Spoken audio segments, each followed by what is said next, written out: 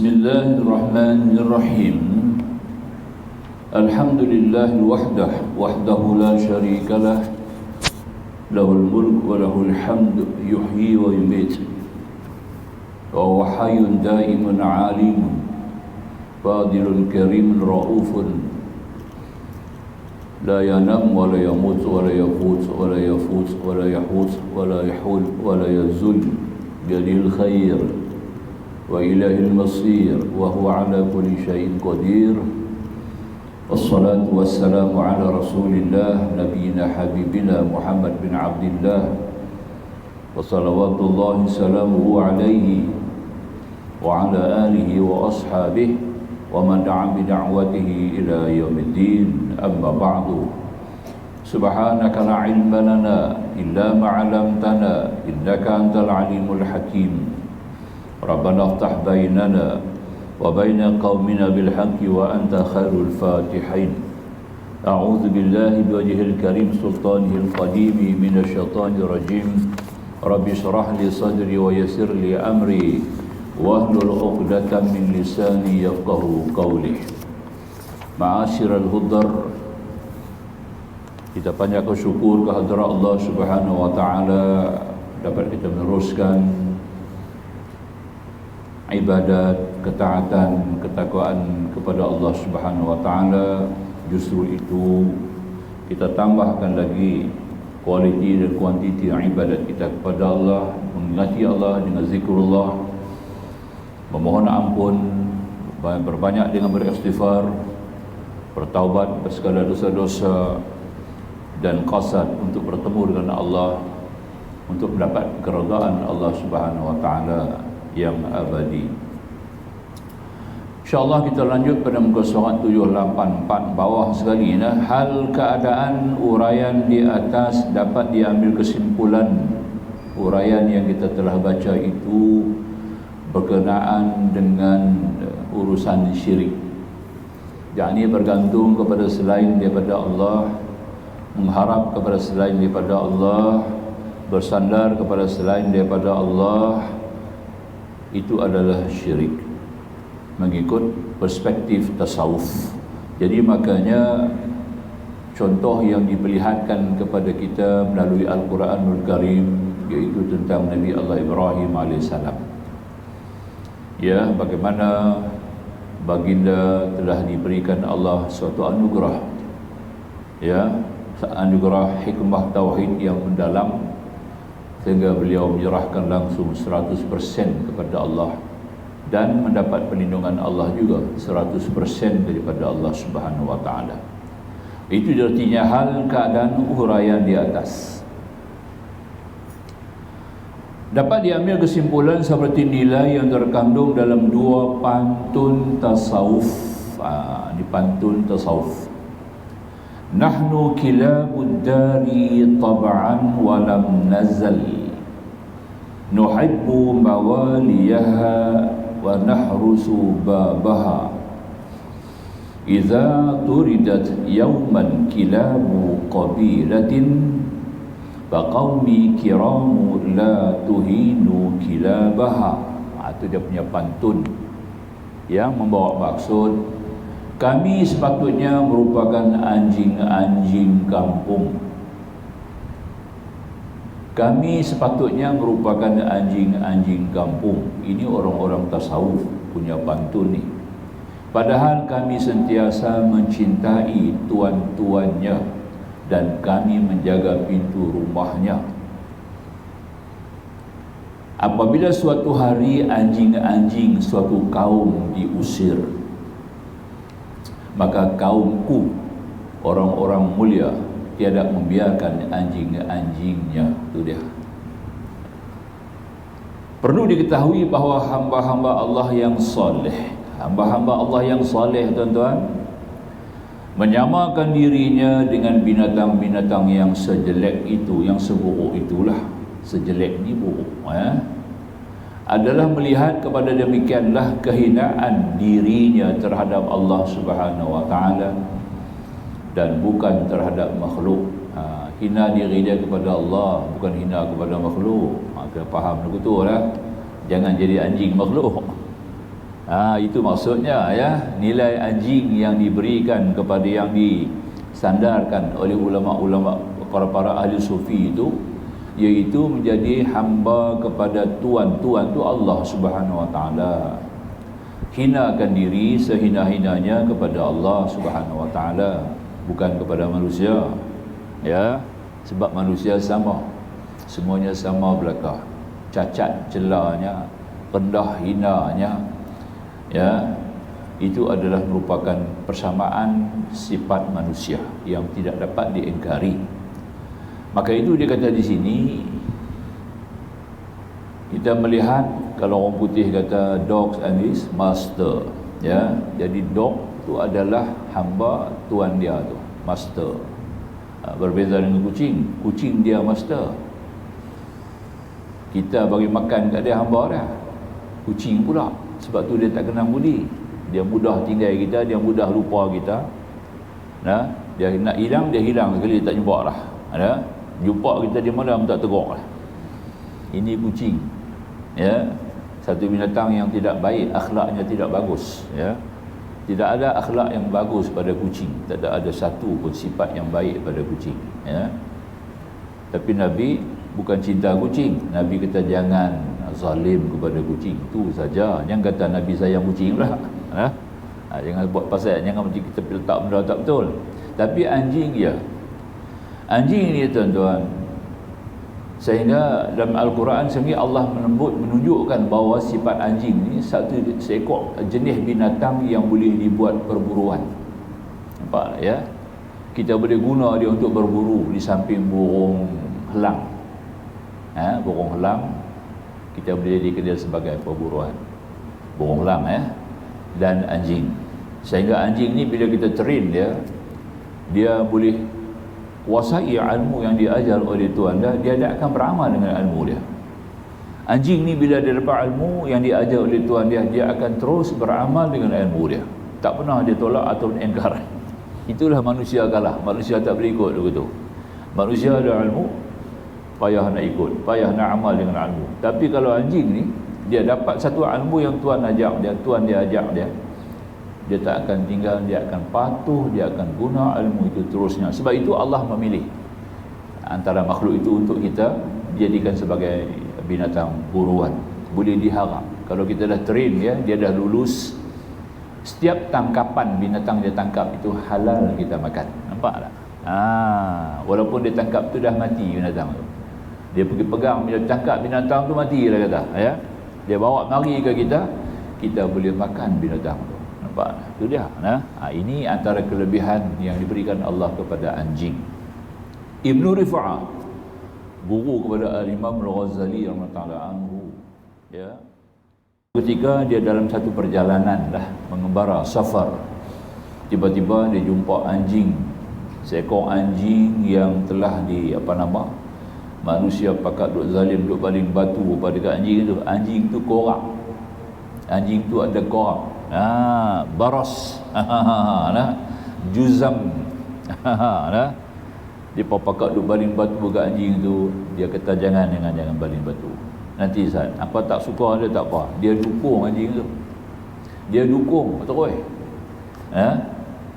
Ini ulama besar ni, Tok Guru Imam Ghazali Dia dukung anjing tu, bawa pergi di hujung kampung. Dia buat satu pondok kecil. Dia bubuh anjing, dia duduk dengan anjing tu, dia rawat anjing tu sendiri. Dia tanak, dia masak ayam, dia cari daun-daun kayu, ya. Dia rebus, dia bagi anjing tu mandi, ya. Dia bagi makan, dia bela anjing tu sehingga anjing tu sihat 100%, hampir mencecah 1 bulan. 1 bulan dia duduk dengan anjing tu, ya. Kemudian anjing tu dah sihat, elok, dia bawa anjing tu pergi ke lain. Dia kata kat anjing ni, aku kena bawa hang pergi tempat lain. Hang tak boleh pergi tempat lama hang lah. Sana dia tak nilai hang, dia tak tahu nilai hang langsung. Maka tu hang pergilah bawa diri yang elok-elok. Hari ni hang sudah sihat. Ini Imam Ibnu Rifa'ah. Ya.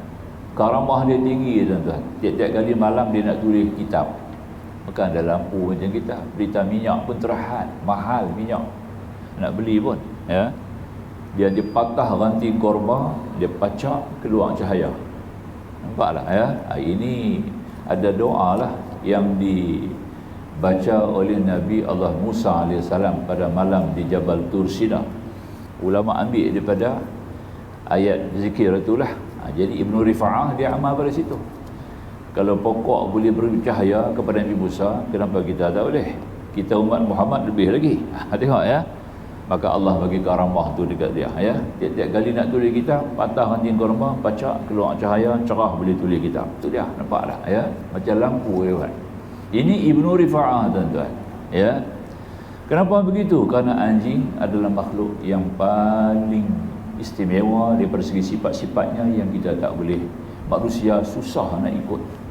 Kurang manusia yang nak mengikut. Pada pandangan mazhab Imam Syafi'i, anjing ni adalah najis mughaladhah, najis yang berat. Sama juga dengan Hambali ya. Maliki meletakkan najis mutawassithah, najis pertengahan. Syafi'i najis berat. Anjing ni tuan-tuan dia ada 10 sifat. 10 sifat dalam kitab-kitab fiqh ada sebut anjing itu sebagai satu binatang yang tidak terpuji lah, tidak terpuji kerana dia kotor, najis. Tapi daripada segi pandangan ulama-ulama tasawuf, Syekh Nawawi Al-Bantin, seorang ulama besar Nusantara, bekas imam Masjidil Haram ya, dalam Kasyifatus Sajak. Saya cuba photostat dia punya kitab tu kita cuba tengok dia punya intisari dia, teks Arab lah ya. Saya cuba terjemahkan seberapa yang boleh untuk kita bawa di sini. Dia kata tadi hikmatun fil kalbi 10 khisalin mahmudatun yanbaghi lil mu'mini an la yakhlu minha. Nampak tak? Apa dia kata tadi? Ini kata Syekh Nawawi Bantin, bahawasanya dia kata pada anjing itu ada 10 perkara yang terpuji. Ada 10 sifat yang terpuji pada anjing yang wajarnya diambil tauladan, disifati, mengambil sifat itu oleh orang-orang yang beriman kepada Allah. Itu dia. Nampak tak? Kita abak terus lah, tak payah saya dah terjemah lah dia punya intisari kitab ni, terjemah lah dia punya teks. Saya terjemah siap-siap. Kalau tuan-tuan mau saya boleh bagilah dia punya, boleh WhatsApp, saya boleh hantar lah kepada tuan-tuan untuk ni. Yang pertama sekali, anjing ni, perut anjing ni sentiasa lapang. Dia ni memang satu binatang yang cukup kuat makan lapang, sentiasa lapang. Ini merupakan ciri orang-orang saleh. Nampak ya? Orang-orang saleh memang kurang makan. Dia takkan makan melainkan dia lapang. Nabi pun kata, kami adalah golongan yang akan kami makan bila kami lapang, dan sudah kami makan tidak sampai kenyang. Nampak tak? Itu dia. Tak sampai kenyang kami berhenti. Jangan tunggu kenyang baru nak berhenti. Dan kami makan pula bila kami lapang. Kami tak sedia makan dengan tak ada pasal, melainkan kalau kami lapang. Maka anjing ada sifat tu. Nombor satu, dia satu binatang yang banyak lapang dan sering lapang, dan dia pun tak gaduh. Lapang dia sabar, dia perhati, dia kelin kita. Nampak tak? Yang kedua, anjing tidak tidur kecuali sebentar. Dia tak tidur lama, tidur tengah-tengah, mulut-mulut tak ada. Anjing ni kalau dia tidur, cukup sekejap, sat dia tidur. Kebiasaan ini merupakan kebiasaan bagi para ahli tahajud. Nampak tak? Jadi kita kena contoh bangun sembahyang tahajud. Jangan tidur banyak. Nampak tak? Pasal anjing tak tidur. Itu dia. Ketiga, ketika dia diusir, dihambat. Ya. Al-thalisah law turida fil yaumi alfa marratin. Ya. Dia kata tadi yang ketiga, ketika dia diusir, kalau kita hambat dia, bahkan 1000 kali kita hambat dalam sehari pun, ia tidak akan pergi daripada pintu rumah tuan dia. Nampak? Dan akan tetap setia menjaga pintu rumah tuan dia. Ini merupakan sifat orang-orang yang jujur dan setia dalam mengabdi dan menyembah Allah. Ya. Kalau dia jaga sungguh tuan-tuan, tak pergi mana, duduk depan pintu malam pun dia tak tidur, dia pejam, dia lalu dia buka mata, dia nampak tak? Ini betul. Jiran saya sendirilah, depa pun dah pindah lah, orang Tionghoa. Nah, dia bela anjing 2 ekor. Seekor bawa di rumah, seekor bawa di luar. Hak di luar ni ada sedikit cacat lah, pasal dia ada penyakit. Dia jadi lagu mana gerondong ni lah, lagu mana bisui tu, jadi sikit lah, tak apa nak cantik lah dia lehak dia. Jadi dia tak buah di luar, dia buah di luar pagar. Dia tak buah dalam rumah lah, dia buah di luar pagar. Anjing tu tunggu di luar pagar, hujan panas tak lari. Hujan panas tak lari, walaupun dia tahu tuan dia buang di luar. Kita kecil hati, nampak, baru teguk lari, nampak tak? Belum apa lagi manusia ni kan, ha? Dia dengan halau pibuh di luar, wasinya well known, dia duduk di rumah tu dah bertahun. Tiba-tiba kena duduk di luar rumah, kena transfer pergi luar terus, duduk luar pagar pula. Ha? Dan tuan dia tak bagi makan dekat dia, tuan. Dia tunggu, masya-Allah. Dia tunggu dia pergi makan sampah-sampah orang buang. Saya tengok kesian dekat dia, saya pun bagi makan. Dia jaga pintu saya sekali, nampak? Tu dia. Dia tahu berbudi, tahu berbahasa, tahu terima kasih. Ya, dia tiap kali kereta saya balik, dia tengok dia ekor daripada jauh. Masya Allah, matilah. Mana dia pergi tak tahulah. Anjing nak mati, dia hilang. Dia hilang, betul mati tengah jalan. Nampak ya? Itu dia punya belas lah. Saya cukup belas, saya menangis ya. Bila dapat tahu dia, tengok dia mati atas jalan, jumpa atas jalan lah. Nampak lah. Dia kata marah dekat tuan dia lah, hang buat nayah punya anjing tu. Kami orang Islam tak buat nayah anjing ni. Ya. Hang bela dia masa dia elok, hang buat dalam rumah dia tak elok, hang buat di luar, kemudian hang tak bagi makan dekat dia, hang tahu tak? Hang tahu tak? Aku bagi makan dia, ambil duduk jaga depan rumah aku. Dia kata kat tuan dia. Itu. Ya. Itulah. Itu dia antara hari ini, tuan tu pindah lah pasal duduk dengar azan depan rumah. Surau depan rumah duduk bunyi azan, dia tak duduk, dia pindah. Dia tak tahu besok muka lagi dijagah dalam kubur lah. Dia tak nampak semua tu kan. Ini satu perkara yang kita nak berfaham tu kan. Sebab tu anjing ni ya, kita buat lagu mana kat dia pun dia patuh. Pergi di mana dia jumpa tuan dia, dia tegur. Walaupun tuan tu tendang dia, sepak dia, halau dia keluar pada rumah. Dia jumpa tuan tu, dia tegur kan. Oh, dia ekor lagi, dia kenal tuan dia. Inilah satu di antara sifat yang kita tak boleh ikut tuan-tuan ya. Maka itu dia kata ketika diusir, ini merupakan sifat orang-orang yang jujur, setia, ikhlas dalam menyembah Allah Subhanahu Wa Taala. Yang keempat, ketika ia mati, ia tidak meninggalkan warisan apa pun.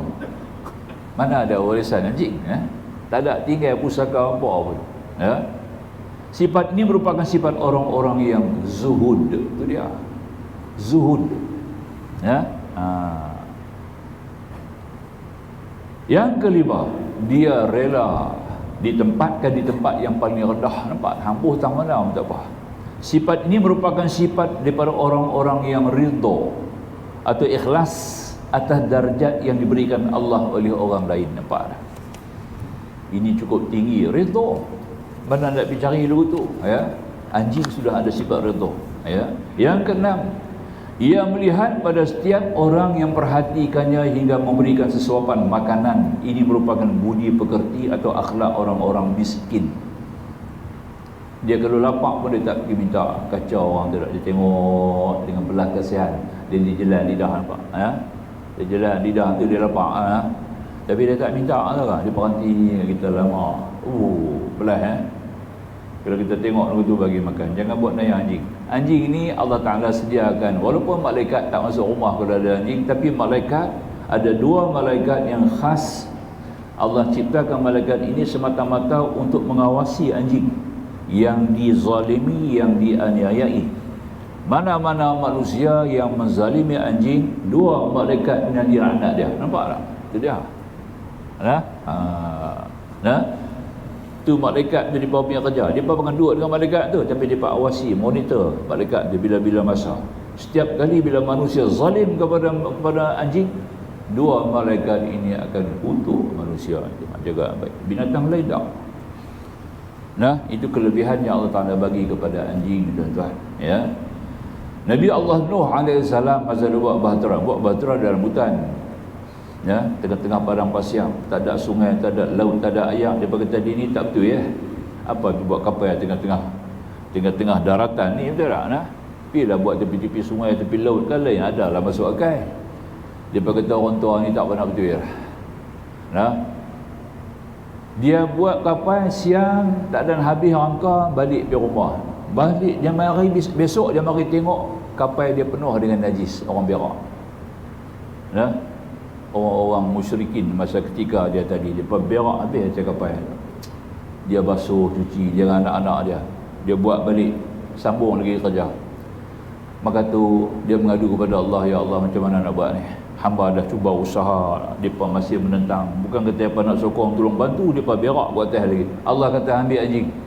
Nampak tak? Ambil lah anjing, dia ambil 313 ekor anjing. Macam tentera Badar. 313 ekor anjing, dia belah anjing tu suruh jaga kapal.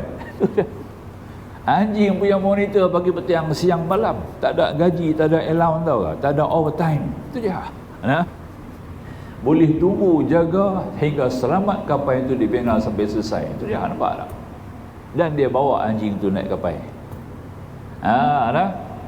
Dia bawa anjing tu naik kapal sekali. Kucing duk cari masa. Kucing ni suka cari pasal.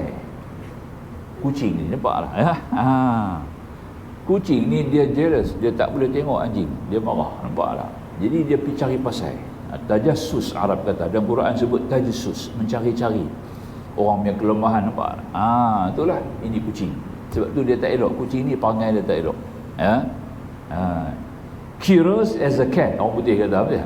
Nampak ya? Ada patah kan? Curious as a cat. Curious macam kucing. Tak boleh tengok apa benda, dia nak pergi korek, nak pergi tanya, nak pergi tahu pasal orang. Nampaklah. Itu jenis kucing yang tak bagus sifat dia. Very bad. Tapi anjing tidak. Maka tu anjing ni satu binatang yang dipilih Allah untuk menjaga kapal Nabi Nuh. Nampak tak? Binatang dia begitu punya banyak binatang, anjing saja yang boleh khidmat kepada Nabi Nuh AS. Itu kita kena faham tu. Baik. Kemudian yang ketujuh, ketika dia keluar dan dilempari, kalau dia keluar pada rumah kita baling batu ke apa dekat dia, orang baling debu ke pasir apa dekat dia kan, dia tak marah. Tak ada marah langsung. Nampak ya? Dan tidak ada dendam. Hal ini merupakan sifat daripada orang-orang yang berbelas kasih. Nampak tak? Saya dulu pernahlah sekali ada silap sikitlah. Lalu Cikam Road. Nak pergi kerja, shortcut Cikam Road, kan? Situ terkenal dengan mi Cikam. Betul tak? Lalu jalan Cikam Road keluar pergi sampai kepada jalan Kelawai, ya. Tengah-tengah tu rumah teras double story. Ada seekor anjing duduk jaga di luar.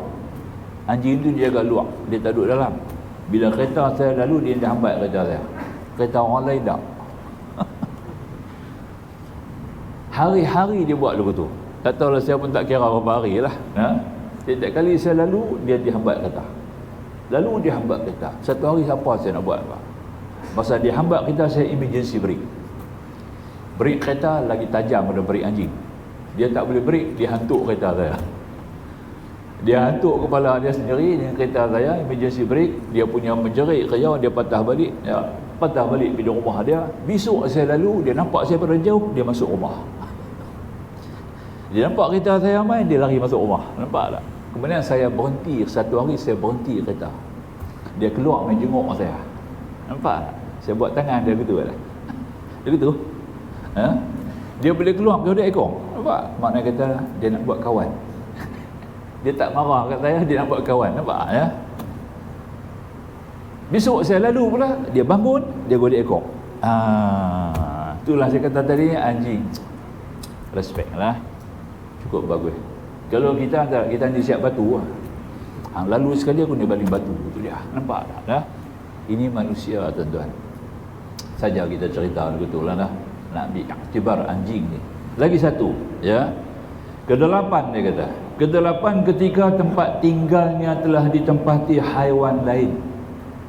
maka ia akan berpindah ke tempat lain. Ini merupakan sifat orang-orang yang terpuji, tuan-tuan. Nampak tak?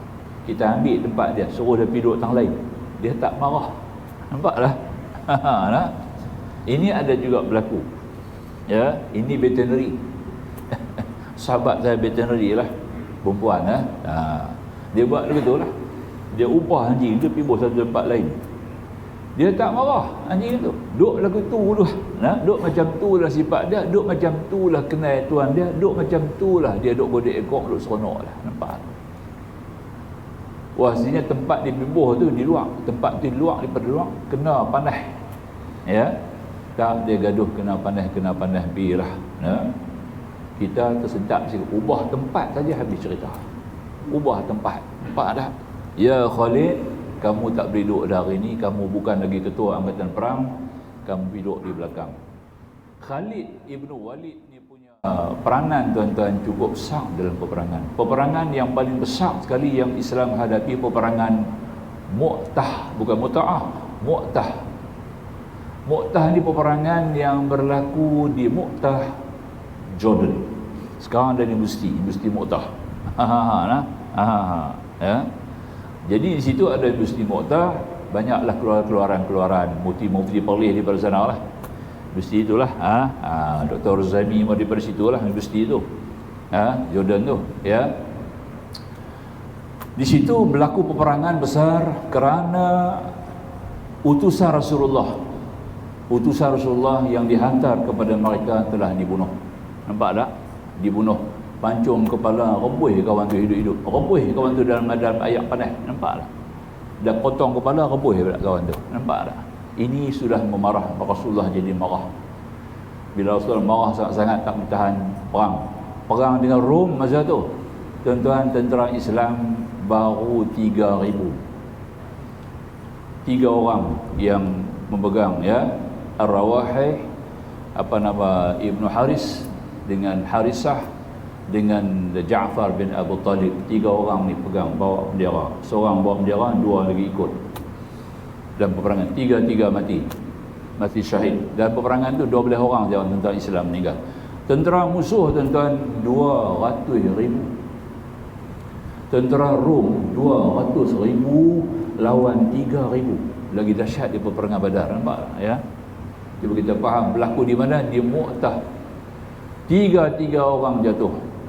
Masa tu Khalid bin Walid baru masuk Islam 4 bulan. 4 bulan baru masuk Islam. Nampak tak? Dia pun ikut dalam peperangan tu. Bila ikut dalam peperangan tu, bila 3 orang tentera musuh ni mati, jatuh, bendera tu dia sambak. Khalid ibn Walid sambak, habis. Bawa balik tentera Islam, bentuk balik tentera Islam lawan dengan tentera Rom. Walaupun tak ada capai kemenangan apalah, tapi tentera Rom 1,000 yang mati. 1,000 yang mati, tentera Islam cuma 12 orang saja. Nampak tak? Dia patah balik ke Madinah. Jadi peperangan dia selesai macam tu sebab tentera Rom lari. Tentera Rom berunduk. Bila berunduk, tentera Islam pun balik ke Madinah. Ya. Jadi tidak ada apa-apa nilai yang boleh disebut sebagai kemenangan, tapi kita nampak kekuatan umat Islam, kekuatan yang diberikan Allah dengan tanggungjawab yang diberi langsung kepada Khalid. Pertama kali dia tanggungjawab sebagai ketua peperangan. Dia ni begitu punya hebat, kita kata tadi ni, dipecat oleh Sayyidina Umar bin Khattab radhiyallahu anhu tanpa memberi apa-apa notis, tanpa diberi notis, tanpa diberi peringatan, ya, tanpa diberi apa-apa awalan pengetahuan. Kebetulan hari peperangan nak perang, ya, tentera Islam semua siap, Khalid duduk di depan dah. Dia balik macam seperti biasa tanggungjawab dia. Dia pergi tunggu di depan dah. Mari Ubadah bin Samit jumpa dia. Wahai sahabatku, kamu tidak lagi kena duduk sini, kamu kena duduk di belakang. Aku telah ditugaskan oleh Umar untuk mengambil alih tempat kamu. Tak tanya pasal apa, mana bagi sorat, pasal apa tak beritahu. Tak. Ya, aku duduk belakang, aku duduk belakang. Hang duduk depan pula, hang ambil tanggungjawab. Dia pergi duduk di belakang. Pergi perang, menang, itu dia. Ini Khalid. Tak tanya sepatah pun pasal apa, tak ada kecil hati, tak ada cerewet. Ya. Dia punya tugas, kekuatan dia, jihad dia sama, tak berubah, lebih lagi ada. Ni adalah kaduk-kaduk 2-3 ekor ni, pergi tanya dia, nampak tak? Ni hang tak kecil hati ke? Umar buat dengan hang tak patut tahu kah? Patut lagu hang ni tak boleh buat lagu tu. Dia kata aku berjuang bukan pasal Umar, aku berjuang kerana Allah. Tengok tu, dia pergi mana? Sama lah kita, aku jadi imam kerana Allah, bukan jadi imam kerana sembarang. Itu dia. Dia nak saja contoh lah kata lah. Di mana sofa lah.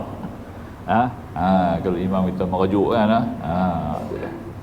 Aku buat kerja kerana Allah. Allah buah di depan, Allah buah di belakang. Tak jadi imam, jadi makmum, nak jadi apa lagi? Jangan jadi orang nombor 3 tak main langsung. Nampak tak? Inilah kita lah. Imam dah tak jadi, tak boleh jadi, makmum tak mahu jadi. Bila lari keluar, inilah jadi banyak masjid-masjid di Pulau Pinang. Dia rata-rata jadi lugu lah. Tuan-tuan sendiri boleh maklum kan sekarang. Mana nak cari ikhlas tu, kita nak cari ikhlas ni susah tuan-tuan bersih. Kita balik kepada anjing tadilah ya. Yang kita nak abang sikap anjing tadi ni ya. Kesembilan, ketika diberikan kepadanya hanya sesuap makanan, maka sentiasa menerima dan memakannya. Ini merupakan sifat daripada orang-orang qanaah atau menerima apa yang diberikan oleh Allah. Dia serba, tak pernah cerewet. Hang bagi makan apa pun makan, tak pernah tanya. Tak ada cerewet ke? Kucing betul. Kucing cerewet, jangan buat main. Dah. Dia kalau tak mau dia makan hang bagi, dia pakai lari dulu tu lah. Ini kucing. Di rumah saya kucing liar duk main 2-3 ekor. Sampai duduk di rumah pun ada terus. Duduk di luar atau duduk dalam. Punya cerewet bukan main. Dah hang tu kucing tak diundang. Mai duduk rumah kita bagi makan. Cerewet pula, banyak cerita. Nampak tak? Ini kucing, anjing tak. Anjing ni hang bagi makan apa pun dia makan lah tuan-tuan. Ya, dengan tawaduk, dengan qanaah dia makan. Ya. Makan sungguh-sungguh. Dah. Tak ada tunjuk sikap kata meluat ke, bosan ke, tidak ada. Ini anjing tuan-tuan. Laginya ke-10. Ya. Kemanapun anjing pergi, ia tidak pernah membawa bekal. Ia merupakan tanda-tanda daripada sifat orang-orang yang tawakal. Nampak tak? Anjing mana bawa bekal? Tuan dia nak pergi mana-mana, bawa dia. Tuan dia bawa bekal, dia tak bawa. Nampak? Dia nanti pergi dulu, dia dulu bawa semua segala apa. Dia bawa arah, dia bawa jalan. Dia sendiri tak bawa bekal. Tuan dia dibawa bekal macam-macam. Nampak tak? Pasti kan? Tak bagi makan tak apa, dia tak gaduh, dia pergi cari makan tang lain. Tang ikut dia ikut, tang setia dia setia, tang pimpin dia pimpin, tang teman dia tetap teman. Ini anjing tuan-tuan. Mana nak pergi cari dulu tu? Inilah sikap sifat-sifat yang kita tak boleh ada. Susah umat manusia nak ikut sifat anjing. Maka itulah Allah khususkan gambarnya kepada mereka di binatang ni dengan 2 orang malaikat yang khusus. Hanya monitor mereka. Kiranya kalau ada manusia menzalimi mereka, maka manusia itu akan dilaknati oleh Allah. Jadi kalau kita nak nilai pahala yang tinggi, jangan buat naya dekat anjing. Nampak tak? Ini satu antara perkara yang kita kena ambil kira lah sebaik-baik mungkin. Hari ini negara-negara yang banyak buat naya kepada anjing turun bala musibah. Turun bala musibah yang tak kunjung berhenti, berturut-turut. Itu dia sehingga ada negeri di China dan di Korea, anjing tu jadi pasaran makanan. Daging anjing, ada makanan daging anjing khas, dibawa anjing-anjing, makan anjing habis. Ini tidak dibenarkan dalam Islam. Tak boleh langsung semua tu jenuh. Jadi maka itulah Allah hantar bala. Bila turun bala, kita pun kena sama. Itu na'udzubillah min zalik. Maka dengan kerana itu kita baca pantun ni. Kami sepatutnya merupakan anjing-anjing kampung. Itulah maksud dia. Punya sifat-sifat yang seperti ini yang kita baca tadilah. Kena ada sifat-sifat tawakal, sifat qanaah, sifat zuhud, sifat apa tadi? Mutajahidin, orang yang bangun malam tu sembahyang tahajud, sifat ihsan, sifat rahim. Kita kena ada sifat-sifat ini. Semua sifat-sifat ini adalah akhlak-akhlak yang terpuji mengikut perspektif mutasawuf, bidang tasawuf. Padahal kami sentiasa mencintai tuan-tuannya dan kami menjaga pintu rumahnya. Kami buat kerja Allah, kami jalankan perintah Allah, kami taat kepada Allah, kami tak lari daripada semua ajaran-ajaran Allah. Kami sentiasa diawasi oleh Allah, sentiasa kami mengawasi ya segala hududullah. Hududullah ni kawalan dan juga kawasan wilayah amalan dan syariah. Itu kita ambil kira. Apabila satu hari anjing-anjing suatu kaum diusir, nampak anjing-anjing orang kalau dihambat ya, makna kata dihambat di sini, diberi musibah. Anjing-anjing maksud kata kalau ada kelompok di mana-mana manusia yang terima musibah ya, kami tak lari, kami akan lagi dekat kepada Allah. Orang beriman ni dia bukan lari daripada Allah, dia akan lagi dekat kepada Allah. Kalau ada musibah, kalau ada perkara-perkara yang memberikan tekanan, satu bala apa-apa juga, dia akan lebih dekat kepada Allah. Ini sikap sifat orang yang beriman kepada Allah, mesti macam itu. Bukan lagi jauh. Kita kadang kecil hati jauh. Allah Subhanahu Wa Taala uji sikit. Duk menjaga elok-elok, buka kedai, nampak tak? Bukan tepi jalan lah. Kita hari ni banyak menjaga tepi jalan lah. Senang, tak payah bayar sewa lah. Buka gerai-gerai makan tepi-tepi jalan. Majulah. Main MPPP, angkat kopi. Nampak tak? Pada wajah lahiriah kata MPPP punya kerja lah. Pada hakikatnya Allah nak uji dia, habis penjagaan dia pun rugi. Besok tak pakai tudung lah dia. Hari menjaga pakai tudung, dah keluar runtuh kedai, dia pun tak pakai tudung lah. Satu konfrontasi kepada Allah. Nampak tak? Ya? Tak faham, dia tak reti kata Allah tu bukan dia, lagu dia bukan makhluk. Laisa kamitslihi wa huwa samiul basir. Tu samiul basir tu terbuka kita tafsir di rumah ya. Surah, ayat surah kan, surah ayat 11 surah Syura, buka tafsir, cuba study balik tafsir ni. Apa maksud ayat ni, ulama tafsir kata ya. Surah Syura ayat 11, betul? Cuba cek ayat 11 tak? Laisa kamitslihi syai'un wa huwas samiul basir. Ada dua sifat di belakang, sami'un basirun, dua sifat. Kenapa Allah pilih dua sifat, dia tak sebut sifat lain? Tang sifat tu saja ulama punya tafsir ya Allah sampai 15 muka.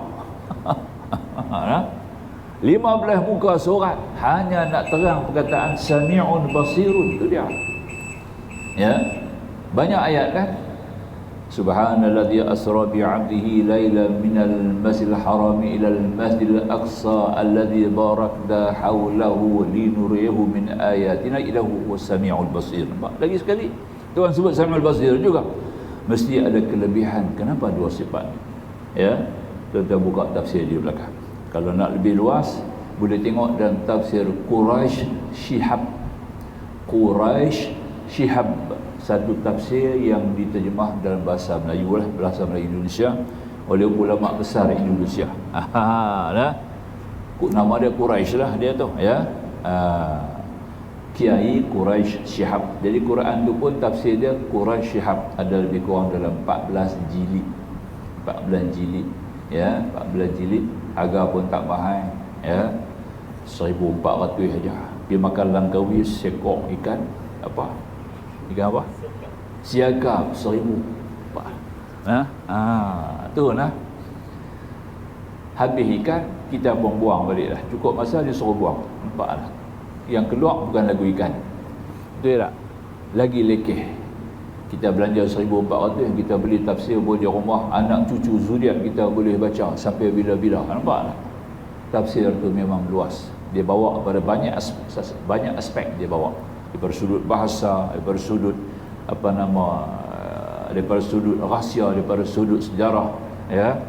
Dia punya penulis ulama, dia seorang ahli tafsir yang dapat anugerah Azhar ya, Quraisy Shihab. Seorang ulama Indonesia, masih hidup lagi tuan-tuan, masih hidup lagi, dalam usia tak silap saya dah 82 umur ni sekarang, tapi masih segar, masih sihat ya, masih keluar bagi ceramah di rata-rata lagi ya. Quraisy Shihab. Ulama-ulama Indonesia pun semua pakai tafsir dia. Dalam dia buat rujukan pakai tafsir, sebab dia ni ambil daripada tafsir lain, tafsir Arab semua dia ambil, dia buat rumusan, dia susun tafsir. Nampak ya? Ini satu kelebihan yang boleh kita ambil situlah. Tengok di situ ayat surah sebelah. Betul? Surah ayat sebelah ya. Tengok sami'un basirun. Buka tengok. Apa dia kata? Kalau ada Google, kita boleh buka Google lah. Boleh lah kita tengok Google juga ya. Tag Google ayat surah tafsir surah ayat 11. Ya, tengok apa dia punya ulasan Sami'un Basir yang dia letak di situ, baru kita nampak kelebihan yang luar biasa. Jadi kita jangan cuba konfrontasi dengan Allah, jangan, ya. Sebab semua Tuhan punya. Kita dah mengaji dalam sifat 20, jadi antara sifat yang harus pada Allah iaitu menjadi atau menidak, mengada atau menidak, membuat ataupun tidak, mungkin. Allah punya suka nak buat. Mungkin Allah boleh buat, boleh tidak. Mungkin Allah boleh bagi ada ataupun tidak. Mungkin Allah boleh bagi ataupun tidak. Mungkin Allah boleh hidup ataupun boleh matikan kita. Mungkin. Itu adalah sifat harus Allah. Paling besar kita kena beriman, kita kena percaya, kita kena mengaji, kita kena hayati sifat ini. Ya, sifat harus. Tak wajib bagi Allah berbuat sesuatu, tidak mustahil bagi Allah meninggal sesuatu. Kerana harus pada Allah dalam melaksanakan menciptakan. Fi'lu kullu mumkinin aw tarkuhu, dia kata, ya. Mencipta, mengadakan mungkin atau menidakkan, itu harus. Semua dia punya, 100% dia punya. Hari ni dia bagi, besok dia ambil balik, dia punya lah. Ya, saya sayang duk simpan duit dah lama, sejak saya berhenti pencen sampai hari ni. Saya dah taruh lebih kurang dekat 300,000 Ustaz dalam bank saya. Tu dia lah. Tiba-tiba main scammer. Habis 200,000 lah, nampak tak? Lama, saya kata lama tu pun, yang hang duk lama pun Tuhan bagi, nampak? Pencen hang tu pun Allah izin, duk yang boleh dapat, hang boleh simpan dalam bank tu pun bukan bank jaga, Allah juga jaga, tu boleh ada. Hari ni nak ambil balik, dia ambil lah, dia punya, bukan hang punya. Hang tu dia punya, masa pun hang punya, tenaga pun hang punya, nampak tak? Ilmu pun hang punya, profession pun Allah punya, semua Allah punya, bukan hang punya. Jadi sampai masa Allah nak ambil balik, anak kecil dia apa? Nampak tak? Kalau hari ni tak ambil pun, satu hari dia kena bagi balik bila masuk liang, betul tak? Lagi teruk, masuk liang 300,000 kena tinggal langsung, tak boleh bawa masuk kubur. Jauh lah. Ini kita nak kena mengaji dulu tu lah, hayati, ya, sifat harus Allah ni. Cukup penting sifat harus ni. Seronok kalau kita mengaji ilmu yang harus ni, ya. Ghalib, saya kalau buka kitab Jauharatul Tauhid, nah kitab dia, Jauharatul Tauhid nama kitab tu, ya. Buka sifat harus ni, ya. Tengok lagu mana dia punya kupas saji tu, kita jadi seronok, ya. Sejuk hati kita, berdamping dengan Allah. Kita sujud sembah kepada Allah, kita rasa cukup bahagia dan bertuah. Aku dapat sujud kepada Tuhan yang hakiki, Tuhan yang sebenar. Nampak tak? Kita rasa megah dapat sujud dengan Allah kita, Tuhan sejati. Jadi pada sembah tokoh-tokoh ni, Tuhan yang tak betul. Kita dapat sembah Tuhan yang hakiki. Kita rasa satu bertuah, satu anugerah yang Tuhan bagi kat kita, ya Allah. Ya, besar nikmat dia. Ya, berlama sikit sujud ni tuan-tuan, bagi lama sikit bila sujud.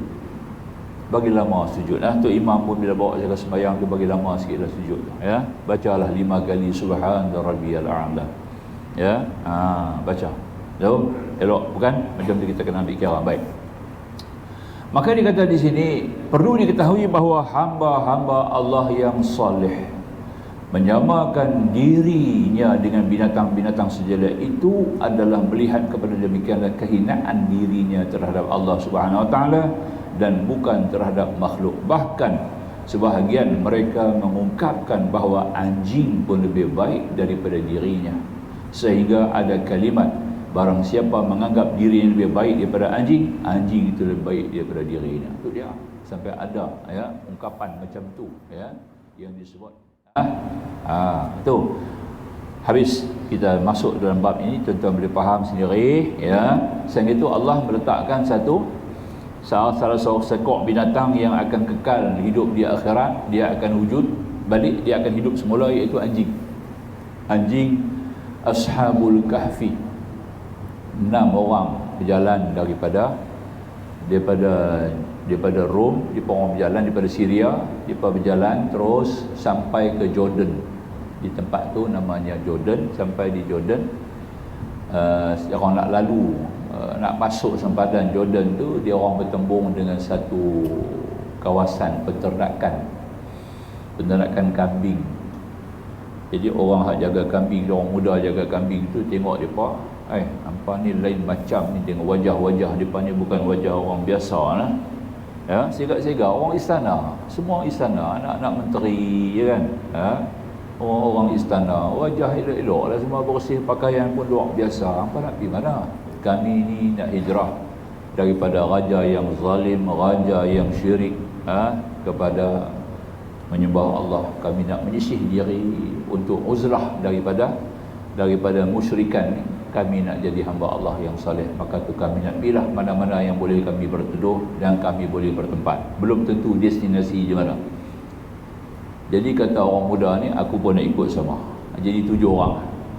Dia 6 orang. Jadi yang jaga ni, dia punya yang duduk jaga farm tu lah, yang duduk jaga tempat ternak tu, dia itulah yang ikut sama. Jadi 7. Anjing yang duduk jaga kambing tu, ikut tuan dia sekali. Nampak?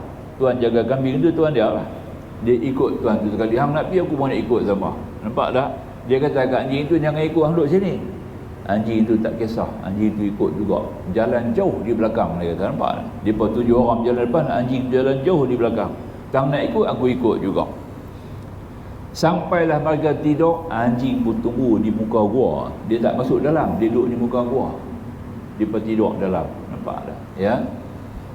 Sampailah ketika Allah pun membagi dia tidur 309 tahun, tuan-tuan. Ya, 103 tahun tidur terlentang, tidur mengiring kanan. 300 tahun tidur melentang, 103 tahun tidur melentang, 103 tahun tidur mengiring. Nampak? Kiri. 3 arah dia tidur. Kita pun kalau satu malam mau tidur 3 arah. Baru imbang dia punya otak ni. Kita punya untuk unsur-unsur boleh mengukuhkan kita punya perimbangan. Kalau tidak jadi vertigo ni dia berat sebelah, dia tak boleh imbang. Masa ketiga nak bawa kereta tak boleh, tak boleh nak kona penin. Sebab tu kita bila nak buka kasut, orang banyak masuk masjid, dia pandai kali buka kasut naik atas masjid. Jangan buat penyakit tu tau. Nabi tak buat kerja aku tu. Masuk terus lah, buah kasut macam biasa, masuk terus. Jangan duk tunjuk pungkuk kat masjid. Nampak? Ni kali tunjuk pungkuk baru masuk masjid. Apa kita ni? Sunat ke atau kasut tu kena buka, kena bubuh, kena kali? Sunat. Hukum dia harus, tak ada kena mana sunnah Nabi pun. Nampaklah ya. Cuma nak mudah bila kita turun, terus kita serlum kaki balik. Mudah saja. Ya, letak kasut lagu biasa, naik baca doa, naik masjid. Nak balik sini, kalih dengan tangan, jangan kalih badan. Nampak tak? Kalih tangan tak apa. Awak tak boleh kan main nasi kandang boleh kalih tangan tak apa, tak pening. Nampak tak? Kalih kasut jalan. Bukan susah tak mana awak. Tak, dia nak kena kalih. Dia kalih sendiri. Punduk ke belakang naik masjid. Nampak tak? Nabi buat kerja dulu tu kan? Ya. Kalau kita rujuk pada sains, semua sains kata tak betul. Bukan semua orang boleh buat kerja tu. Saya bisa tengok satu orang tua jatuh tau. Dia kali-kali dia pening, dia jatuh. Macam ustaz suruh buat dulu tu, taat kepada ustaz buat begitu. Dia tak larat, dia kali-kali nak pening. Nampak tak? Vertigo, tak boleh. Nampak tak? Kita ada penyakit tu. Sebab tu tak nak bagi elok vertigo ni, tidur kena jaga. Tidur kita kena jaga. Mula-mula kita tidur mengiring kanan. Kita sedap-sedap, kita melentang sat. Orang tua memang tak tidur terlentang. Dia tak lama, nampak tak? Tu dia. Sebab dia turun, tang dia punya pundi-pundi itu akan jadi masalah. Pundi-pundi kencing dia akan jadi masalah. Tak sedap. Dia kena kalih balik. Kalih belah kiri. Nampak tak? Lena saya tidur tentang balik. Kalih belah kanan. Nampak tak? Ubah-ubah tidur. InsyaAllah kita punya saluran dia ada 4 lubang tadi. Kiri kanan kita tu dia akan, ayak tu akan imbang. InsyaAllah kita tak boleh lah. Kita tak terlibat dengan vertigo. Itu satu perkara yang dibuat. InsyaAllah kita jaga betul ya. Jadi makanya kita ambil kira munajat mengakui kesucian Allah sikit lagi lah. Kita ambil pula dalam baru ni, bahawa kita selaku muslim, mukmin muslim sentiasa bermohon kepada Allah supaya kita perolehi ridha-Nya. Nak cari ridha Allah, jangan ada sebab nak agih ridha. Ridha ni Allah bagi sendiri kita orang. Kita cuma buat perkara yang Tuhan ridha, sudah. Betul tak? Lazimnya mudah nak faham kalam yang kita nak baca ni tuan-tuan. Saya bagi dia punya kupasan dia, isi dia. Buat perkara-perkara yang Allah ridha. Allah akan bagi keredaan. Bila Allah bagi redha ni bukan dengan usaha. Jangan salah faham, ya. Ikhlas kita kena usaha. Ikhlas kita kena usaha nak cari ikhlas. Usaha, nampak tak? Ya. Tawakal kita kena jihad baru boleh tawakal. Nampak tak? Nak tawakal kita kena jihad. Kena sungguh-sungguh apa benda baru boleh jadi tawakal. Ya. Ya. Sama juga dengan ikhlas. Ya. Tetapi redha tak payah. Redha buat apa yang Tuhan suruh, yang Tuhan suka. Itu kita bila kita buat apa yang Tuhan suka, maka itu artinya Allah akan bagi redha dekat kita. Jadi redha ini bukan boleh disandar dengan sebab-sebab lain. Dia tidak terlibat dengan sebab, tidak ada dengan kerana, bukan kerana amal ibadat kita boleh Tuhan redha dah. Bukan kerana amal ibadat kita Tuhan redha kita. Jangan salah faham, ya. Amal kita macam mana sekalipun, kalau Allah tak redha juga. Nampak tak? Faham, ya? Kalau Allah tak redha, hang buat macam mana pun Allah tak redha. Allah beritahu dekat Jibril, ketika Jibril Allah Ta'ala bagi jadi satu malaikat yang paling cantik ni Jibril lah, tuan. Jibril malaikat Allah yang paling cantik, bukan yang paling besar. Ya, yang paling besar tu, yang dia pegang trompet tu, Israfil. Nah, Israfil yang paling besar. Nah, cantik. Israfil pun serak, tapi Jibril lagi cantik. Bila cantik, dia Allah nampakkan bayang kecantikan tu pada diri dia sendiri. Bila dia nampak, dia malu. Jibril dia pun sujud sembah kepada Allah. Dia sembahyang 20,000 tahun. Bukan 20 tahun, 20,000 tahun. Tuhan tak suruh. Dia sendiri mentahirkan satu kesyukuran yang tinggi. Dia buat 20,000 tahun sembahyang. Dah siap Tuhan kata kat dia apa? Wahai Jibril, aku nanti buat satu jenis makhluk, tahu tak? Dia tak tahu lagi makhluk ni manusia lah, nah. Aku buat satu jenis makhluk aku sendiri, di mana aku pilih mereka sebagai hamba-hamba aku. Aku perintah mereka melakukan solat 2 rakaat yang mereka bina kerana aku suruh. Nampak tak? Lebih baik daripada 20,000 tahun yang buat aku tak suruh. Nampak tak? Faham, ya? Itu kita kata tadi ni, redha Allah itu bukan boleh kita beli, bukan boleh kita lakukan sebab sebagai nak dapat redha Allah dah. Cuma kita disuruh buat apa yang Tuhan redha saja. Dia redha kita sembahyang 5 waktu, dia redha kita buat. Nampak tak? Jangan buat lebih daripada 5 fardu. Yang lain nak buat sunat. Nampak tak, ya? Jadi kita buat dengan rasa redha. Lagi satu, bila turun bala, bila mari bala musibah, kita belajar redha. Ya, kalau orang boleh buat lagu tu, tuan-tuan, maka Allah harus memilih dia sebagai hamba Allah yang dibagikan sifat redha. Jadi redha itu satu anugerah Allah. Ni kita nak baca sekarang sikitlah, kita ambil sini sebelum 2-3 minit lagi. Bahawa kita selaku mukmin muslim sentiasa bermohon kepada Allah supaya kita memperoleh redha Allah. Allah minta sa'alka ridhaka wal jannah. Ridhaka asing, jannah asing. Jangan kata surga tu pula. Allah minta sa'alka, ya Allah, kemohon kepada kamu ridhaka, redha kamu, wal jannah, dan syurga kamu. Rahmatlah. Surga tu rahmat, redha dan rahmat, ya. Bahkan kita juga mengharapkan apa saja yang kita lakukan dalam hidup ini supaya mendapat redha-Nya. Untuk lebih memahami lagi berkenaan dengan redha Allah, yang mulia Imam Ibnu Athaillah Askandari telah mengungkapkan hakikat ini dalam munajat beliau yang berikut: Ilahi taqaddasa ridhaka an takuna lahu illatun minka fa kaifa takunu illatun minni. Tuhanku maha suci, redha-Mu daripada terdapat. Nampak? Kerana, nampak? Bukan kerana lah. Bagi daripadamu, maka betapakah ada kerana baginya daripadaku? Tak ada. Redha tu bukan ada kerana apa-apa Tuhan redha kat kita lah, ya. Redha tu satu sifat kebesaran Allah Subhanahu Wa Taala, ya. Macam Allah juga redha buat kita. Walaupun ramai daripada hamba-hamba yang dia tahu yang tidak beriman dengan dia, tapi Allah redha buat. Nampak, ya? Allah sedia buat juga. Kalau kita fed up dan tak mau dah, main satu generasi padam, jangan buat lah, ya. Generasi ini tak boleh iman, kita padam lah. Tak payah buat depa lagi. Tapi Tuhan tetap mengizinkan lagi. Nampak, ya?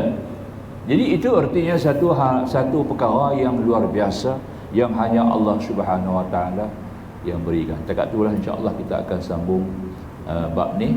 Untuk minggu depan kita perhalusi bab redha pula ya pada Allah. Aku qauli hadza wa astaghfirullahal azim li wa lakum. Akhirul kalam wallahu subhanahu wa ta'ala a'lam. Bismillahirrahmanirrahim. Alhamdulillahirabbil alamin wa bihi nasta'in wassalatu wassalamu ala Rasulillah wa alihi wa sahbihi ajma'in. Subhanaka la ilma lana illa ma 'allamtana innaka antal alimul hakim. Rabbi shrah lana sudurana wa yassir lana umurana. Rabbana atina fid dunya hasanah wa fil akhirati hasanah wa qina adzabannar. Walhamdulillahirabbil alamin. Wassalamualaikum warahmatullahi wabarakatuh.